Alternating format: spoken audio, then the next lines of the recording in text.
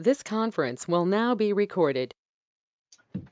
Well, good morning, everyone, and we'll go ahead and start our program. But before we get going, I have a personal question for everybody, and I want you to be honest. What is the one thing you like to eat before going to the bed, before you go to bed that you shouldn't? Chocolate chip cookies. Ah, I hear Chocolate that. chip cookies, right? Another chocolate chip cookie. And potato chips. Potato chip. Oh, Yep, what potato about you, Karen? chips. I'm sorry? Yes, I have to say potato chips. And Gee. if my children are asleep, then add the dip because I don't have to share. Ranch dip. Or Ranch French onion. Ranch or French onion. Yeah, there you go. I agree with that. Karen, did you give us an answer? Your mic's off. Karen, you're muted, so we didn't hear you. I was gonna say mine is Skinny Pop, and then I wake up in the middle of the night with indigestion because I ate it too fast. You have to take a Tums before you go to bed with it. Yes. Ebony, what about you? What's the worst thing you could eat before you go to bed, or one thing you shouldn't eat? Definitely potato chips. Angie? I'm a sweets person, so I like candy. So yeah, sugary candy is probably the worst. Well, for me, it's ice cream. I get that honestly from my dad. He would have a bowl of ice cream every night before he went to bed. I don't care where he was. But it sure tastes good at the moment, even though it's probably not the best thing for us when we eat it. So, well, thanks for your honesty and your contributions. Today, our roundtable for April, the topic is using student internships to increase your workforce. And we're excited to have two ladies with us today. First, Angela Haywood. Angela is the Associate Director of Career Services at Bryan and Stratton College. In her role, she assists students and graduates with resume preparation, job interviewing techniques, internship preparation, employment assistance. Angela's been with Bryan and Stratton for 26 years, working at both Virginia Beach and the Hampton campus.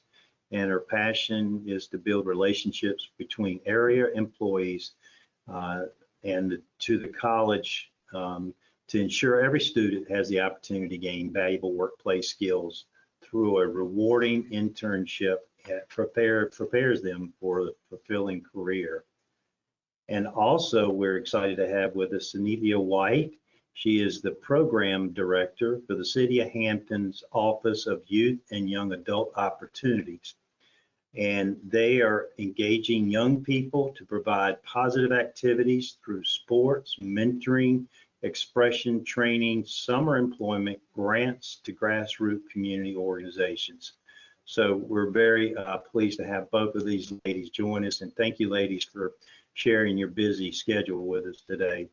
So to start the program off, we're going to turn the table over to Angela. And then after Angela's done, then Cynthia will share with us about what she does with our Hampton school students. So Angela, the mic is all yours. Thank you, Raymond. It's a pleasure to be able to present to you today. As Raymond said in reading my bio, my role here at the college is to assist our students with preparing their resumes, preparing for interviews, soliciting internship opportunities, and ultimately assisting our students with securing employment in their field when they graduate. I would say about 60% of my time is spent on campus doing those types of things. And the other 40% is going out into the employment community and building relationships for the college and for our students. You know, in order to have a successful programs, we need our employer partners to partner with us and assist us in these workplace development activities that we provide for our students. So it's an honor to present to you today, partnering with colleges' internship programs.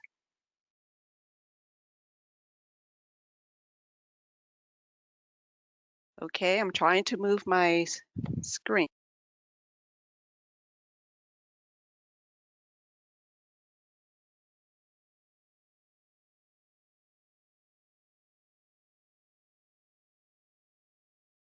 Sometimes the arrow keys work.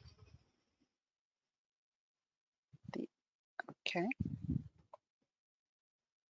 No, that doesn't seem to be working. Sometimes there's a pop-up on the screen when you request to share your screen, and so it gets like stuck over your actual PowerPoint presentation. I'm not sure if that's the issue.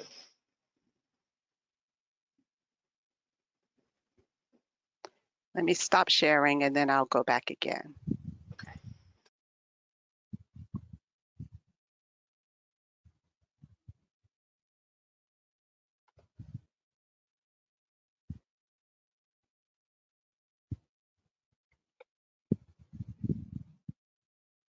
Are you all able to see the screen? No. No. Hmm.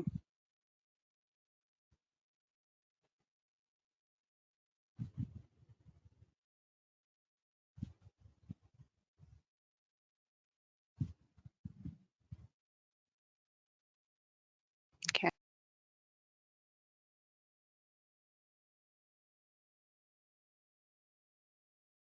Are you able to see the agenda? Yes. Yes. Okay, great. All right, so today we're going to define what an internship is. I know that many of you may have had experience with interns and working with colleges and universities in the past and actually have interns in your office. But for those of you that have not, I wanted to be sure that my presentation included a definition of what an internship is. We're going to look at internships under the Fair Labor Standard Act. There are some advantages to internships, benefits both the employer and the students, and how to partner with your local universities and colleges. And any questions?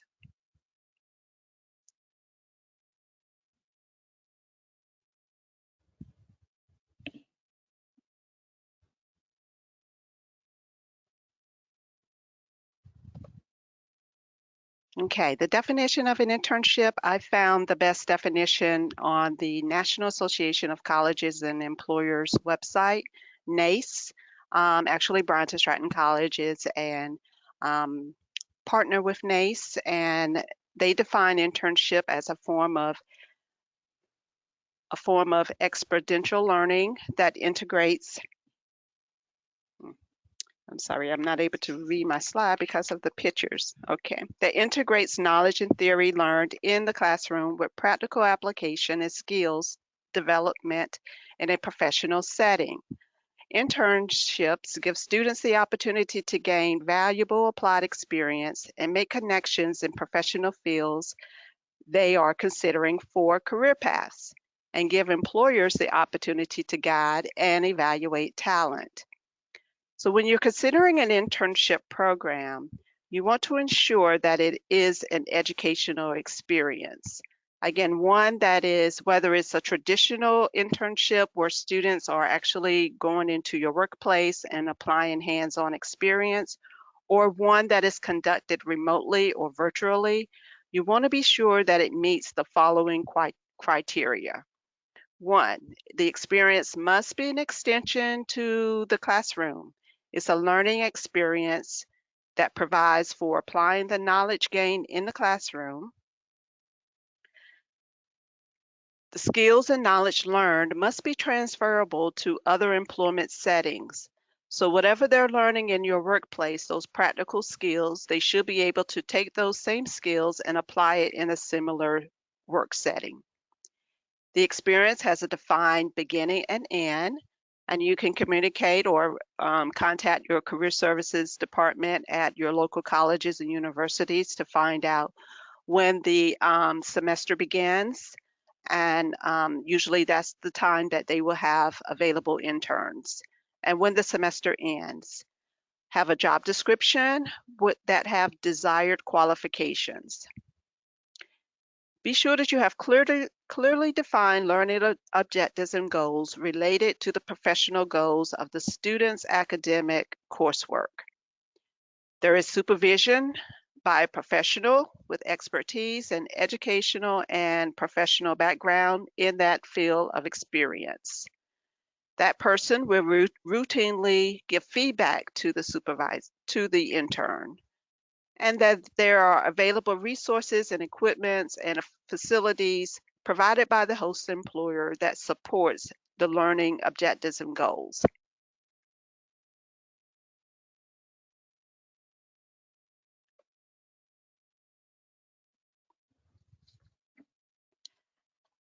We're going to take a look at internships. There are two types. There's paid and also unpaid internships.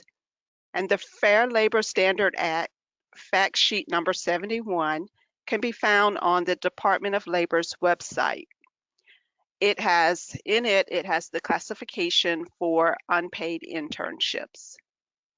I'm going to attempt to click on this and see if it'll open for me.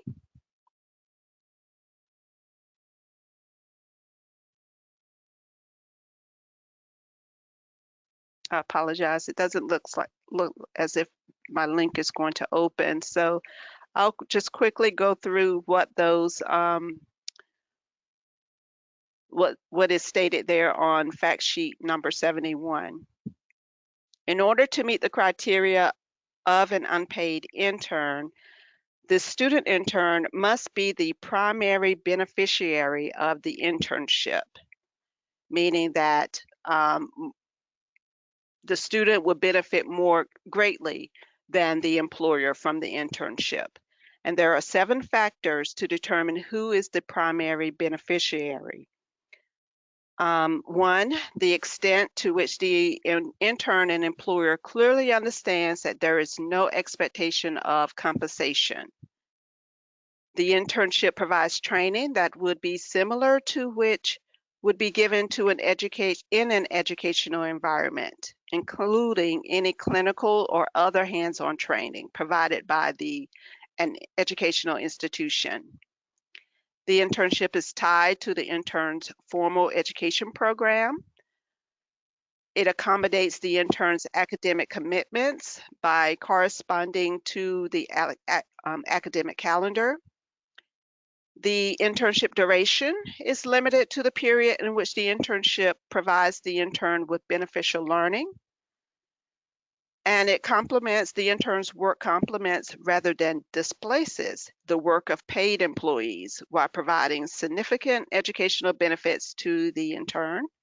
And finally, the intern and the employer understand that the internship is conducted without entitlement to a paid job at the conclusion of the internship. If your analysis reveals that the intern or the student is actually an employee, then he or she is entitled to both minimum wage and overtime. On the other hand, if the analysis confirms that the intern or student is not an employee, then he or she is not entitled to compensation.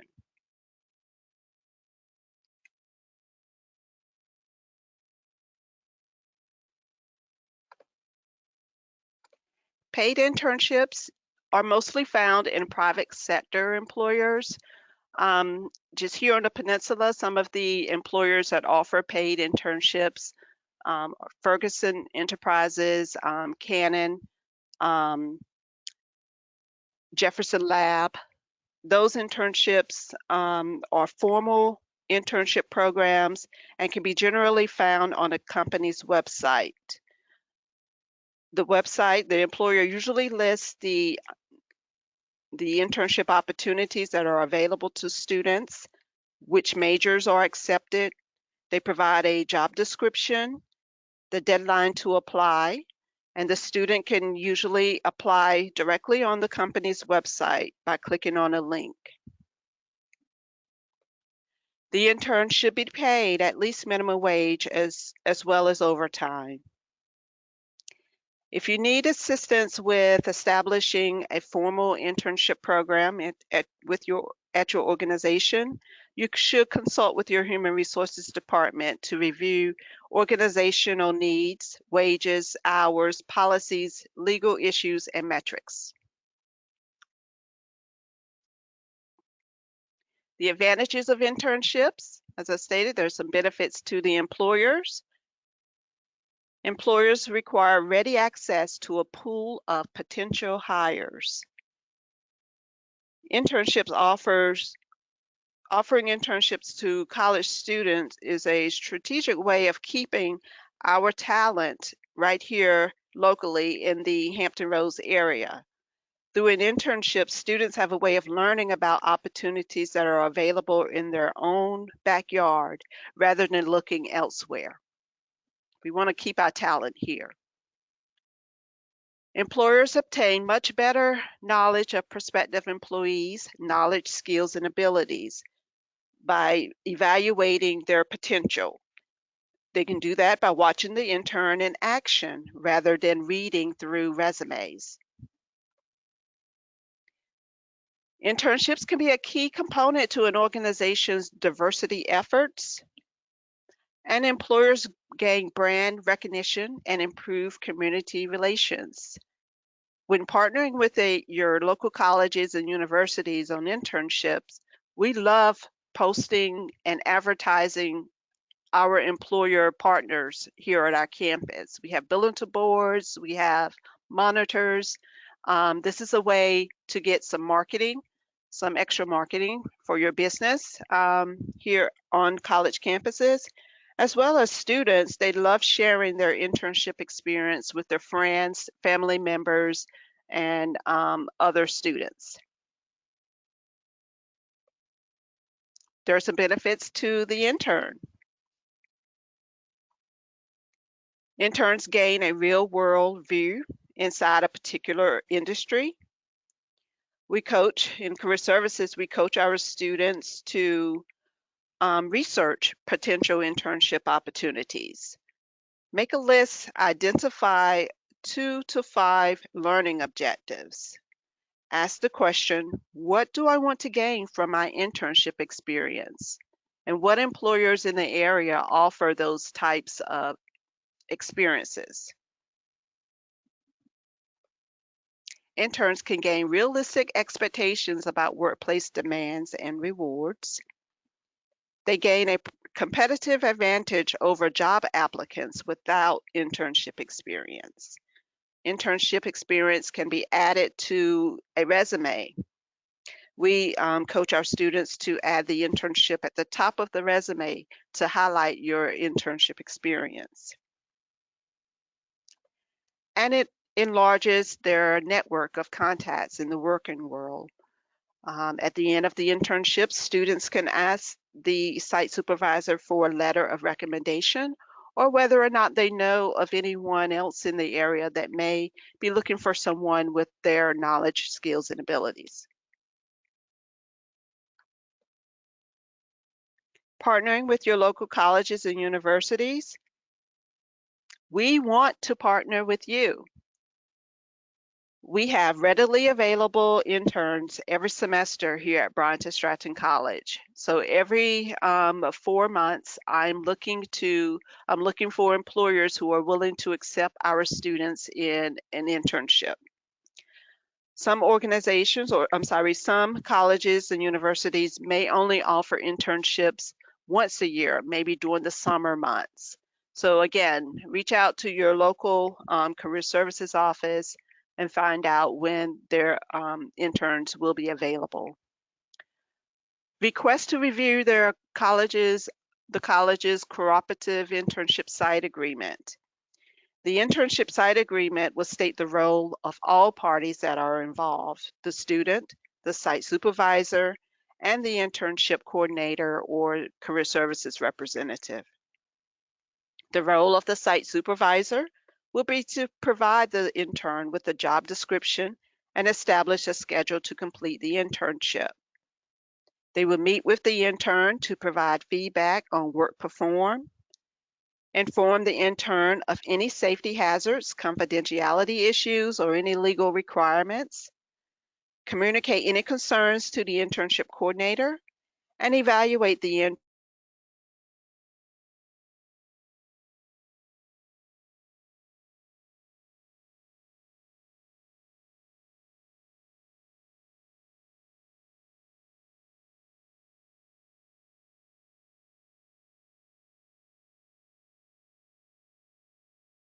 Angela, we're not hearing you. I don't know if looks like your mic is on.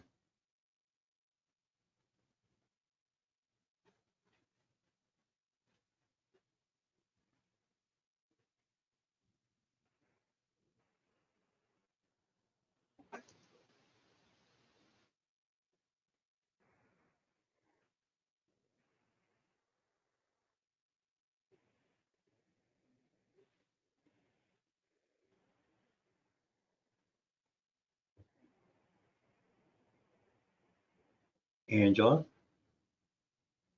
That was interesting.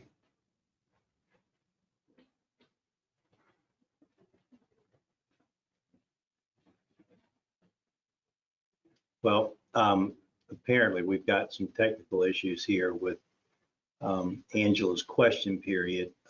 So once she gets her mic back on, we'll come back and anybody that has questions about the university and colleges, their internship program, will ask those questions at the end of the program. So as we move forward, I'm going to let Sunithya, we have now made you as a presenter, and we would love to hear what Hampton does to help their students during the summer. Okay. Can you all hear me? Yes, ma'am. All right. So I'm Sunithya White. I'm the program manager for the Office of Youth and Young Adult Opportunities. And this morning, I will be sharing with you about our summer employment program. Our program offers opportunities to young people who are between the ages of 16 and 24 in the city of Hampton. They can be connected to a traditional school setting, non-traditional school setting, homeschool, private school, or working to complete their GED not in a typical fashion. Our emphasis is on getting to young people who may have a variety of barriers to employment, because early and meaningful employment is a deterrent for negative behaviors and encourages pro-social engagement, positive decision-making, money management, and things of that nature. It also gives young people an opportunity to explore what they may be interested in or their personal aspirations. Our program is held for 10 weeks. It always starts the Monday after. Can you check your audio connection? Can you hear me, Raymond? You guys can hear me? Okay. Yes, I can hear you. Okay, maybe that message wasn't for me, sorry. 10-week program, it always starts the week after graduation. And the first week is training. So we let employers know you don't get the young person that Monday. We get them for a week. In that time, we do a lot of helpful things to support a positive employment experience for those young people. Young people are able to work 20 hours a week. This year, up until July 1st, they will make $9.55 an hour. After July 1st, because our locality is adjusting in preparation for the increase in minimum wage, they will make $11 an hour. The application and interview process, the application is done online. For young people who experience difficulties, we will accept and have accepted paper applications, but our desire is to get young people used to applying for a job online, since that's the way most employers are looking to receive employees. In the interview process, we interview every young person who applies and falls in that criteria.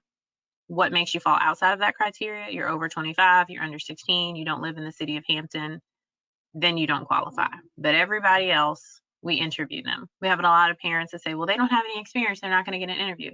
It's a summer employment program. Experience is not necessary to qualify. We want to bring you in and give you that experience. So in the interview process, we ask, we find out what they're interested in, what Academy of Hampton they're connected to. We ask about their availability. And I'll be very, very blunt with you. When we ask about availability, it's very helpful for us to know if there are days of the week that they cannot work for religious reasons or otherwise. We also like to know when they're not available, because some young people rely on transportation from a parent who may work during the day. You may have a young person who's responsible for watching younger siblings during the day. We understand that life happens, and it's happening more abruptly now than we've ever seen it before. And so we get that information so that when we get our employers and our host sites, the libraries is an example. They always need someone who's available to work on Sunday. Well, if I have a young person with a religious exemption on a Sunday, I'm not going to place them there, because I'm starting the host site on a bad foot and the young person on a bad foot. We're asking them to make a decision that, right now at this point in their lives, they don't have to make. Something else that's near and dear to me, my children go to camp in Hampton. And so we ask them, do you like working with children? Do you want to be in an office setting? Do you like repetitive tasks? Would you prefer to do something that's physical? Do you like working with seniors? Do you have a problem working with young people who may have a variety of needs developmentally? As a mom, I don't want anyone working in a summer camp with either of my children who doesn't like children. And I don't want to set somebody up for that, because I am that mom. I want them to have a good time. I want them to behave themselves, but I want them to be received by somebody who really does love what they do. Supervisor responsibilities. This is an overview for host sites who do sign up and are accepted into the program. We do a pretty thorough training to cover all of these topics, but just as an overview, we provide a supervisor and a student handbook. The supervisor handbook has everything we've learned over the years in it. And we update it typically every year, because we learn something every year. But it has the information in there about pay cycles, incidents, coaching, contact information. If you name it, it's in there. We also have our city attorney's office do a legal overview to go over the parameters for employment, things that young people can and cannot do. We have risk management come in to talk about our risk process, because they are City of Hampton employees, and if an incident occurs, we need our host sites to follow protocols for risk. So we make sure we train our host sites in that. For businesses, we always encourage them, if you have somebody you think is going to be the supervisor and the owner, send both to the training, so that way you have a backup. We also go over student training and working with young people. This is an interesting time in the workforce for many of us. We have several different generations in here at the same time, and we are learning to work together. When we add young people, then we're adding another generation. So it's very important for us to talk to the supervisors and the host sites about the things that we may have forgotten. Every year in the program, I always get one young person, no matter how many times I say it, I'll say, I heard from your host site, and they were concerned. They didn't think you were coming to work. You were late. They were like, well, I was coming, but I was late. Okay, well, you need to call. Those are the small things that make a big difference in a successful program. We talk about on-site conflict resolution. If there's anybody on this call and you've never had a disagreement at work, then let me know what your lottery numbers are, because your luck is phenomenal. And we let our young people know that conflict is natural, but addressing it positively and effectively is our expectation of you. If you get upset at work and fly off the handle, that's not acceptable. You're taught to utilize the chain of command, utilize the processes in place, and try to get to the bottom of it. And if you need us, we will help you. That's for the employer or the host site. We also talk to them about things that don't necessarily connect directly to their job. For many of them, this is the first time they've earned a paycheck. So we do financial management. We let them know, how to set some goals at the beginning of the summer. Something that's pretty easy for us that we're able to use an example is, this is your first job. You may be going to the 11th grade next year. And I believe most children will be going back to the classroom next year. You're going to want some tennis shoes, or, some clothes, or a jacket, or a certain book bag. What is that goal? Are you saving towards that? Also, if you're 16, do your parents have, do you have to contribute to car insurance? Are you going to want to go to the football game on Friday night? So let's build a budget. Let's think about some short and long-term goals so that you don't work all summer and get that last check in August and be broke the rest of the year. Let's start having those conversations now. Thank you, Ms. Ori. We will, because they do have to have a banking account. And so we typically receive that information. So I will, if we can get in contact and you can send me information that we can put in their packets, we can't push anybody to one credit union or another, but we put the information in there because they do have to have a bank account. And so I would gladly accept that information and put that in their new hire packet. So confusing part of the program for some employers is this. We used to do this with a paper form. We moved it online several years ago because it helps us move it through the necessary channels. When this application comes to us, we review it, and then it has to go to our legal office and to our risk manager. Our risk manager and our legal and our city attorney aren't looking to exclude any employers because we need them all. But they are looking to make sure the business is in good standing. And for risk, they want to see what type of work the young person is doing so that we can make sure that we can support the young person by providing the appropriate protective equipment. We can make sure if they are going to be at Buckrow Beach and they're going to be driving the buggy to pick up trash, have they completed that training? Do they know how to wear the appropriate PPE? All of those things. So I'm going to do this live to try to demystify it. So the company is Synethia's Potato Chips, since Mr. Tripp had us talking about potato chips, and so I got to get some chips and dip before I get off, or when I get off today. EIN, and this is food manufacturing. We've been in business 5 years because I'm 25, and we're open Monday to Saturday, and we're open 6 a.m. to 10 p.m. The owner is Synethia White. And the total number of young people I'm requesting. Think about this. One, our students are not meant to displace an existing employee.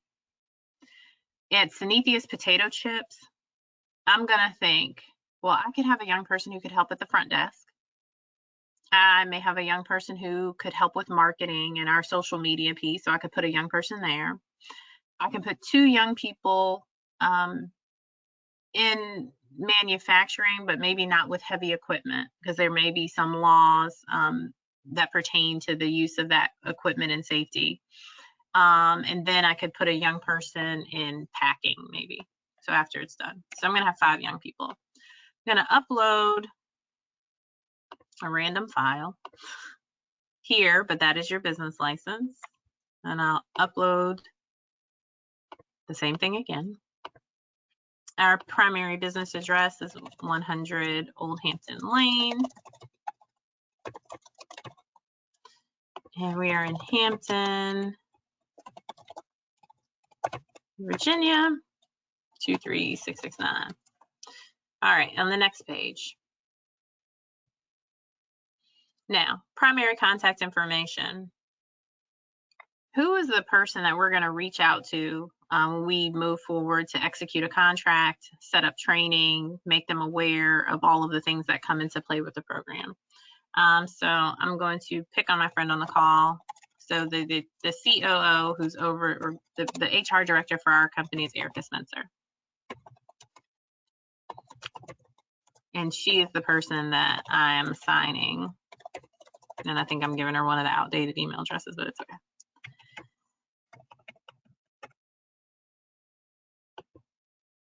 And if does she have? She has a secondary phone number, so I'll put in her business cell, or my business cell rather. I don't know hers by heart. All right, and I don't have a fax. Now secondary is our community engagement person, and so I just hired. This is a big company, and because he inspired it, that's Mr. Tripp. And his email address is our trip at I shouldn't eat chips before bed.com. All right, we'll give him a phone number and a secondary, and we'll get to the next page. No, what did I do wrong? You didn't Oh, feel I did. so. I did not do the phone number right. Well, we know the form works. I have to have a fax number? We'll make up one.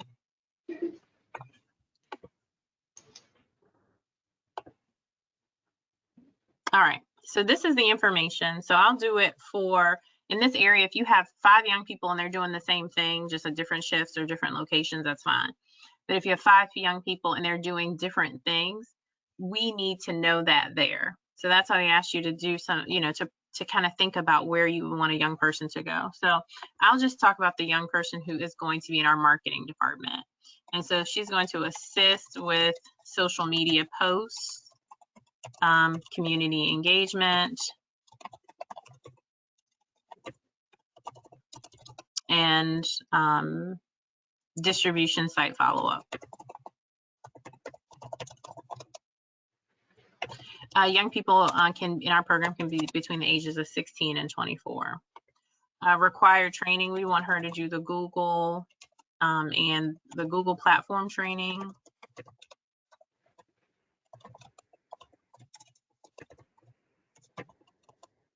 And Facebook training.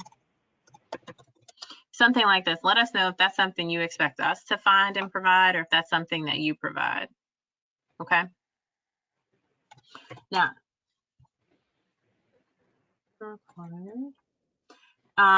can you certify that your employees are not sex offenders? We cannot place young people in places of employment where they as juveniles will be working with sex offenders. I'll take questions at the end, but if you have questions about that, let me know. Do you have mandatory uniform or safety equipment? Yes. And I'll just put it here. So she has to have a certain kind of boots or safety non-slip shoe and hair covering when she's in near production. Okay. And who's responsible? Do you provide that, or as a host site participant, you know, do you need us to help her with that? Something I'll say about that.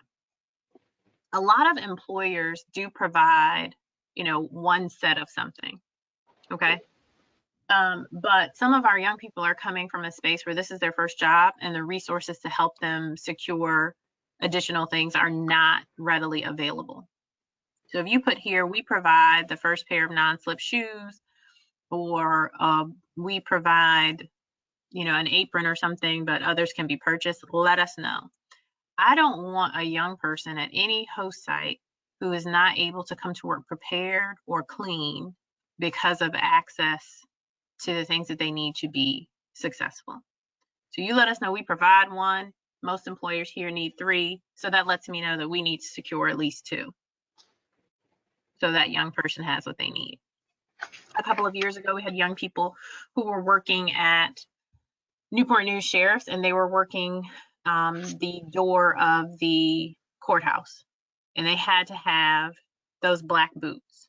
Those black boots are not inexpensive. My husband is a welding foreman at the shipyard, and even the sneakers he has to work in are ridiculous.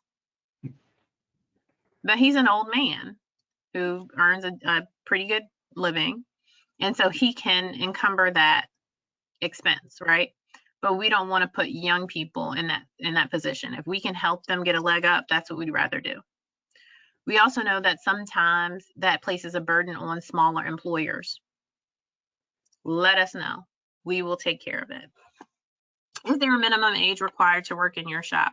And this is where you might say, well, yeah, because of the factory or because of one of those positions, you know, the minimum age is 18. That helps us not to look for a 16-year-old to place there. The majority of our young people are still in high school. Do they have to operate a motor vehicle? No. Do they have to do a drug screening? Yes. They need a background check? Yes. They're 18. If they're working in the factory, we want to know that they need a TB screen. So this is how those things work. We can facilitate those things through HR and let you know it's just a pass fail. We will never be able to tell you anything. Because by law, anyone who requests a background check is the person who has access to the findings on the background check. We can just tell you if it's pass or fail based on our standards, and we can share those things with you. The TB screening, we can set them up and make sure that's taken care of and follow the processes for the results.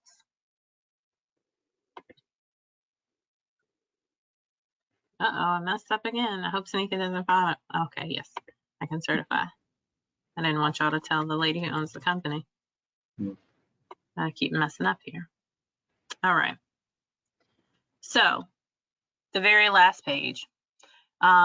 If you're accepted into the program, employees and employers or employees must attend orientation and pre-employment training. At orientation is the only time that I really have significant contact with parents. We call it parent-student orientation. And that's because I want the parents to know that we want our program to be successful and we will not sacrifice one for the whole. We will not put the program on the line because we have somebody who's trying to mess it up, and it'll affect future years of the program, future program years. I always tell this story. The first person I had to fire as a young person, and I have a smile on my face, he's doing okay now, was my nephew. He was determined that he was going to get fired, okay? If he would come back and try to work when he was off to do things he wasn't supposed to be doing when he was at work, they pulled teeth to get him to work. So he worked himself out of a job. I believe in coaching at every level to performance. I have been a supervisor for quite some time in different capacities, and I think that if you focus on strengths, you can get most people where they need to be. But he was determined to be fired. Okay? And so we had to let him go. And I didn't have any heartburn about that, because had he damaged the relationship with the host site when we went back the next year to that same host site to place more young people there, that host site could have said, we don't want to do it because it was just too tough last summer hanging on to that one individual. And we can't do that. I also let the parents know in parent-student orientation that there's some documentation that you have to have. We are an employer who follows all of the employment guidelines. So there's some things that parents have to help young people provide, like their birth certificates or their social security cards, going over forms with them. We need parent support to be successful. So I like to tell the parents all of those things together and let them know that the expectation is for everybody to do their best. At the end of the program, and then we have our mandatory employer training, which I referenced earlier, where we go over everything. We let you know what the young people are going to be doing. And then we usually have end of year host site recognition. And we like our employers, we put up here that's mandatory because that's an opportunity for us to recognize our employers for participating and being great partners, and an opportunity to recognize the young people for their hard work in the program. And so if you accept that, you say yes.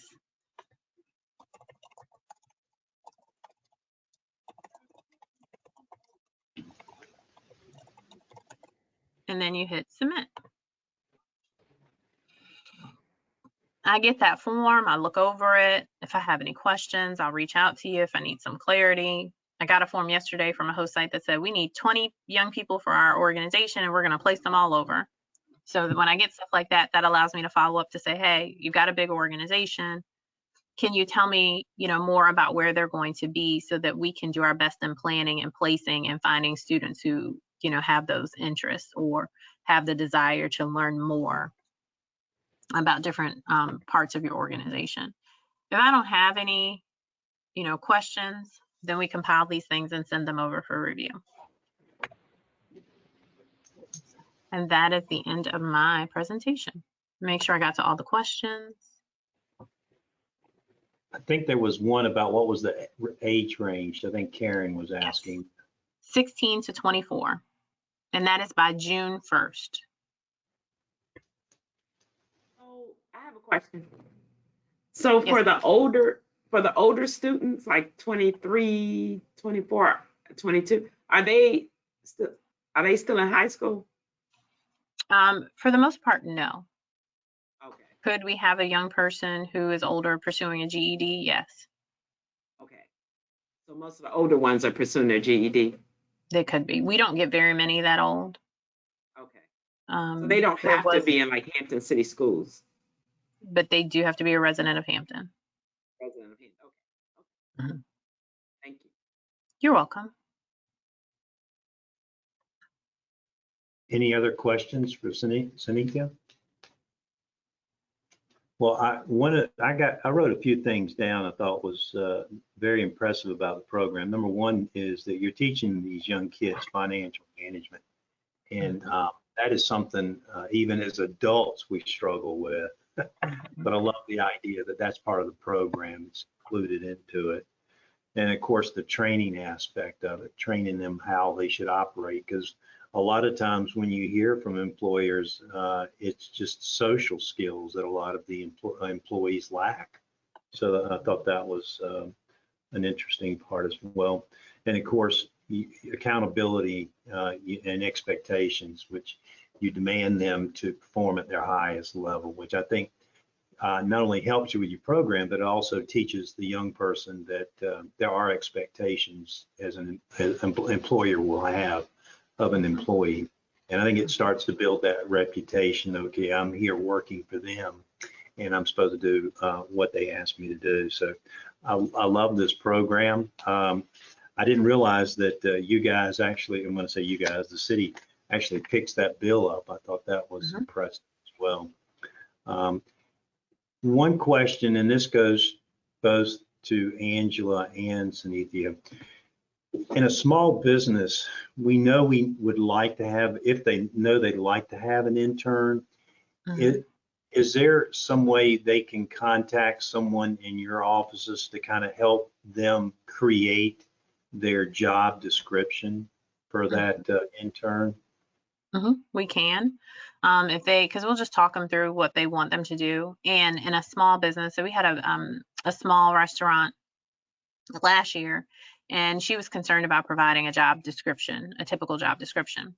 And we just asked her to put down the things that the young person may do. Because it's a small business, he may be packing orders, he may be bringing in groceries, he may have been wiping down tables, he may have been, helping check people out, he may do inventory. Just include all of those things. It's not something we want employers to overthink. But we just want to know the kind of things that they'll be doing so that we can prepare them. Because at the end of the day, we really want these young people to be successful. The overall goal of my office is violence prevention. And a component of violence prevention is keeping young people engaged, reducing idle time, and then helping them identify ways to increase their earning potential or begin to look at a pathway out of poverty if that is their situation. Yeah, creating self-worth. I think that's really critical. Sanithia, I just have a question. I'm sorry, Raymond. Go ahead. I'm sorry. I wanted to ask Sanithia if you have any retail stores that participate in your program. We have had small retail stores like thrift stores participate, but we've not had any of the larger retail stores participate. We've had restaurants. We have had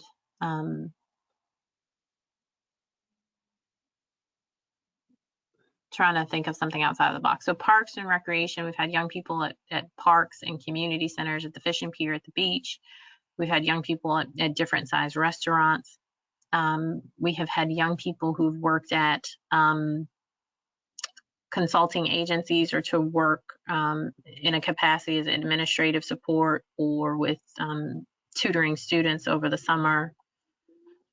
There's a place in the King Street corridor, I believe, or the old Northampton, called Barrel Art, where they were learning how to utilize the wine barrels to create art and build different things.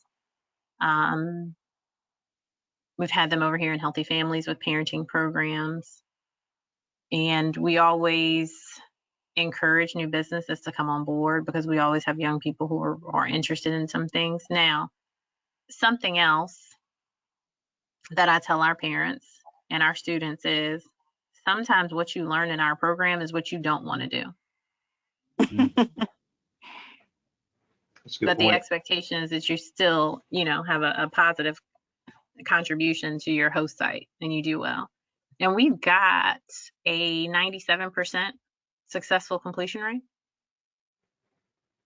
What about I've been over financial here institutions? Ma'am, Do you have any financial institutions? we do not. We have not. And we would welcome one. Okay. I was the world's worst bank teller after college. I was too nervous. Well, you know what? We do find even, 30-year-olds don't know how to count money. Because now, everything is, the Automated. register tells you how much money. But I'm talking about counting money, like if you change from a 20 to a 10 or a 20 to a 5, So a lot of times we do have to teach that even to older, so the younger you learn it, that's good. Yeah, as far as count money back. Right. And something that comes up every year, they always ask, like my supervisor in previous years was our assistant city manager for public safety, Stephen Bond, and he's an attorney by trade. And kids always ask him, well, I want to make money like you. And he's like, okay. My first job's at Burger King. Oh, and young people ask me, well, this is, I tell them often, like, my minimum wage was like half your minimum wage. Yeah, we don't want to go there, do we? I was a bagger at Farm Fresh in Pocosin.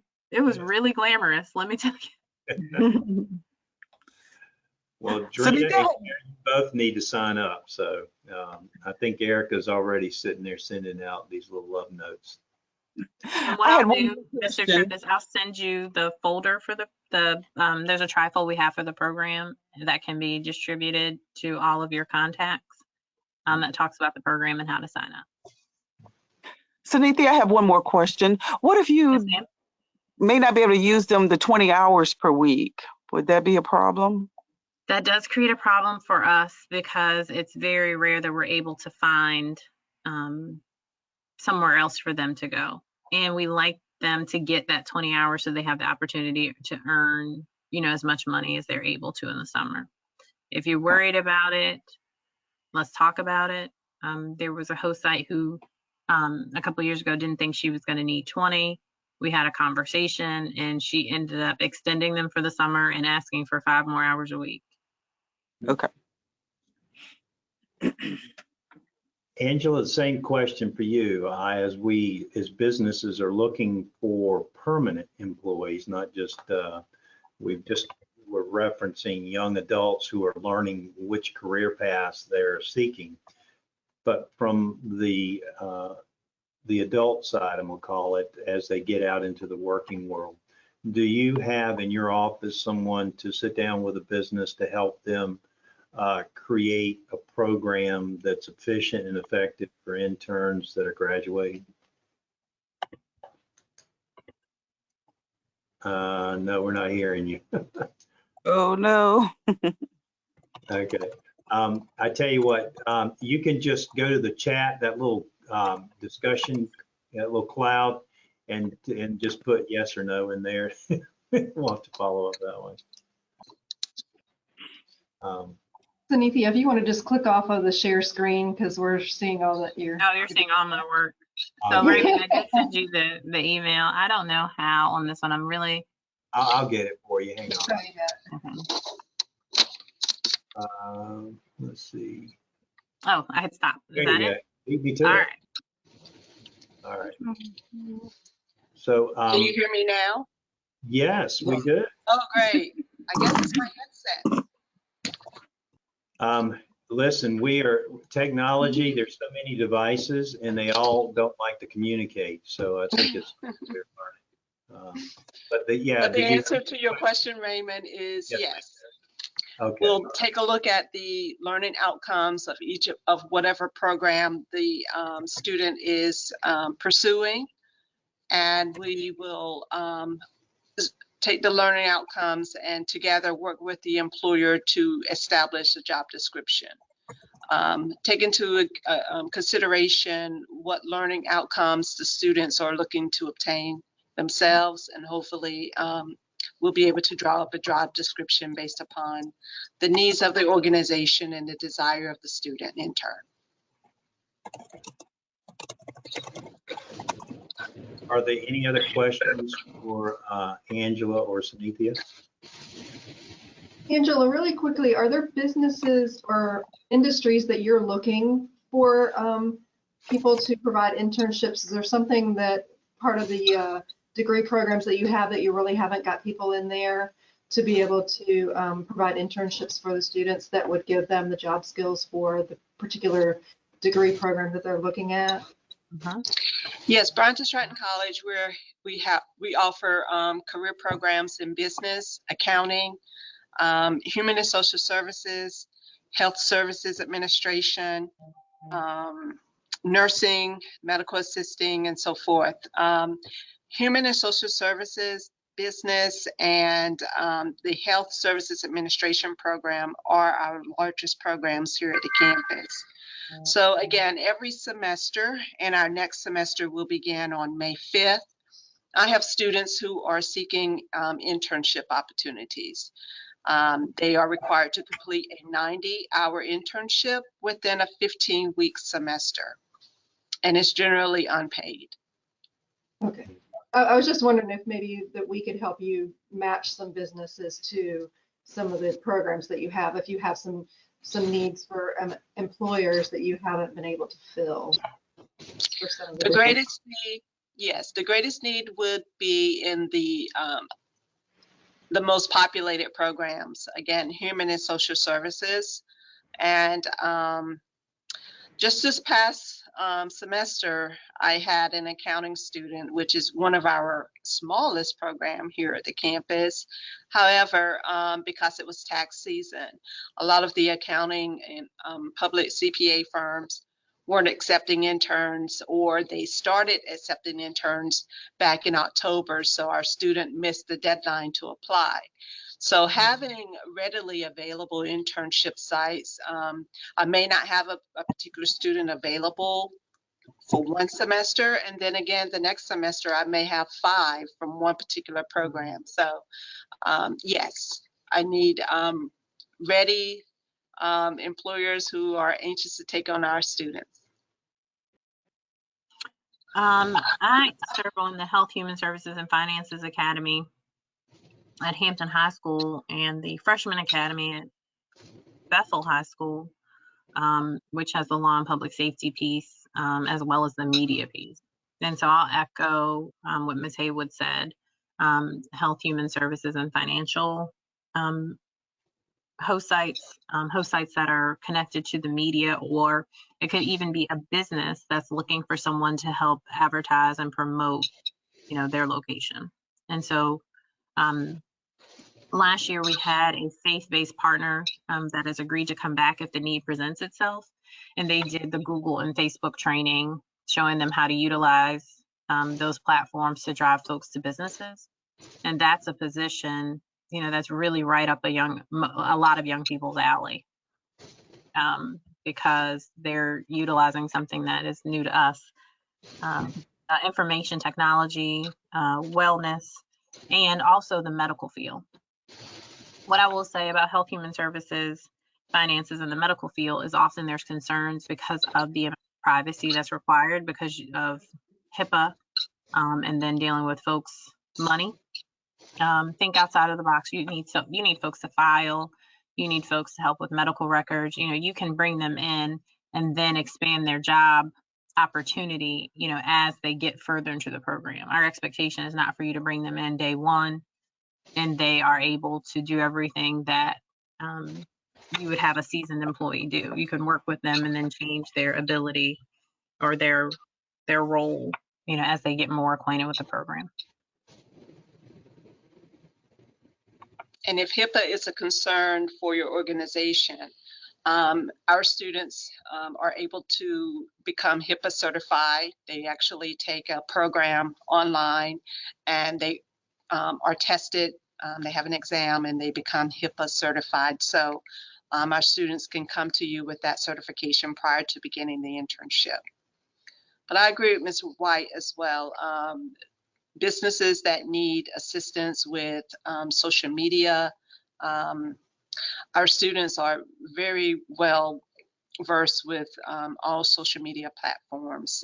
I had an event planner 2 semesters ago who wanted to rebrand her organization.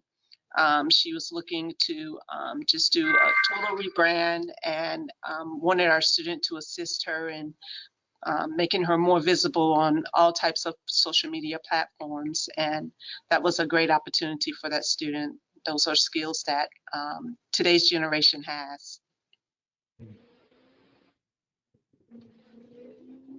Any other questions for Angela or Cynthia? I had a question for Angela. I just wanted to find out, as far as your internships, do they have to be during a certain, you know, like is it certain dates that they have to be? They do have a start date and an end date. So the spring semester will begin on May 5th. I'm already looking at identifying potential internships for those students. I would present your opportunity to a student, set up an interview with the organization. So you have an opportunity to interview your selected or potential intern prior to bringing them on. Once you've interviewed the student and you've decided that this is the student you would like to bring into your organization, then we would then send the internship paperwork for you and the student to sign. So spring semester begins May 5th, and then we have our fall semester, which will begin in September. Okay. Okay. Thank you. You're welcome. Thank you. Okay. Any other questions? Well, hearing none, I'd like to thank you ladies both for sharing your time this morning. Great information. I love the fact that our younger students are given opportunities to engage in the workforce. As you said, Cynthia, one of the things we need to keep them active during the summer. And not only that, they can earn that money that they probably would be purchasing the items they have on their wish list. So, and then of course with Angela, finding hopefully a permanent employee to work in our organization. So thank you ladies for being part of our roundtable today. And if there are no other questions, we will close the business roundtable. Thank you. Have a great day. Thank you.